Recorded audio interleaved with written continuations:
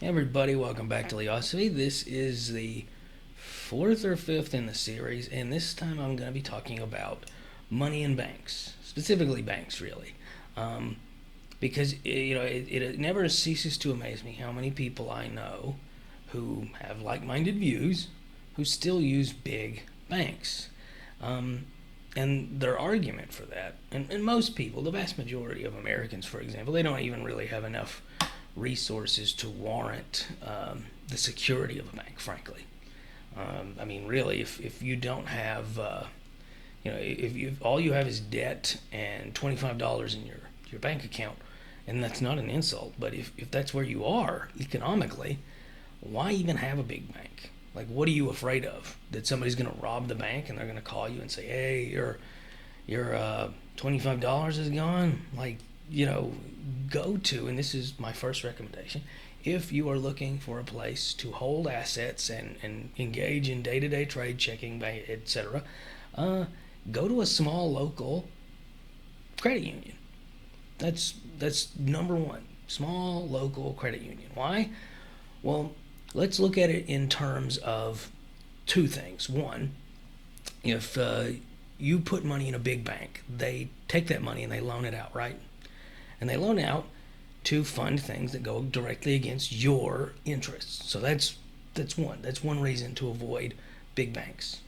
Second reason, what's more likely? You do have a lot of money in a bank and it gets robbed, and the credit union doesn't have the insurance of the sheer scope of the money that you're talking about in the bank, and now you're just out of all that money. Or, I mean, I don't know anybody that's happened to. I don't know a soul who's had money in a credit union and they couldn't recoup their losses because it was robbed. In fact, I don't know a soul at a credit union where the credit union was robbed.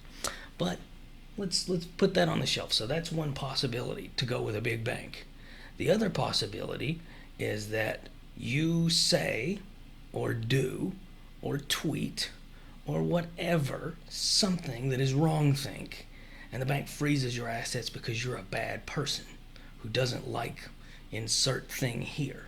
You don't think Caitlyn Jenner's stunning and brave and beautiful, and it said so right on your little post. What's more likely to happen, the robbery or you being depersoned and your assets frozen? What's more likely? Neither of them are very likely, but what's more likely? I know people who've been depersoned and their assets frozen. Not know as in like personal sphere, but you see it quite often anymore. You see it; it's becoming increasingly common. How many times do you hear about a big old bank robbery where oh, they stole more than was insured by the bank? Never, you never hear that. So in that regard, in terms of protecting your assets, which one makes more sense? A small local credit union with a smaller protection policy for resources that you probably don't have statistically, just saying, not in a snobby, mean way. I'm in the same boat. Or you put it in a big bank where you do have that protection, but you might not be able to get it because somebody in a certain organization reported you to another organization and they said, "Oh my goodness, this person thinks there's two genders." What's more likely?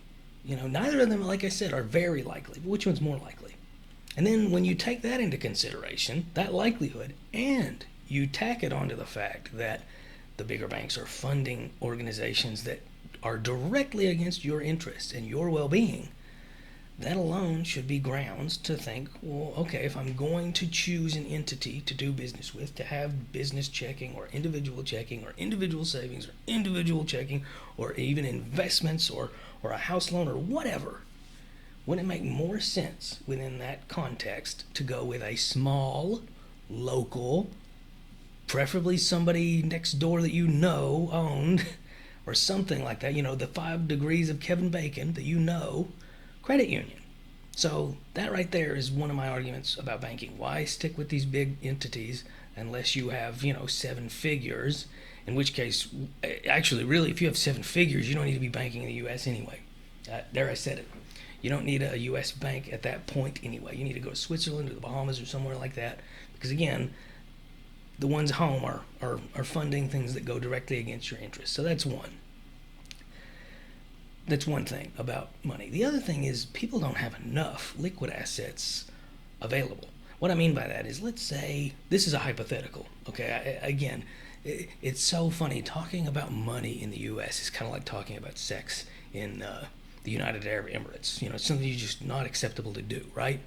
But I'm going to talk about it anyway. But I'm going to use a hypothetical, and everybody gets uncomfortable when you talk about amounts of money. It's why even in TV, like money is either exorbitant, like a bank heist kind of setup, or it's just very realistic. Like he made $2,000 this year. Like it's some weird low amount, so nobody gets hurt or offended by the amount.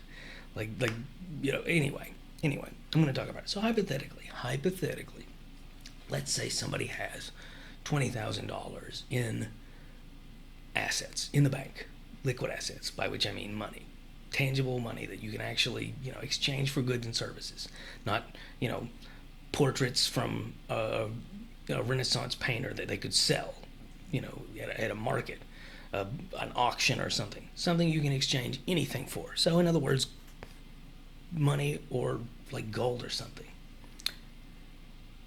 Why would you keep a big chunk of it when your assets could be frozen and again it's being loaned out?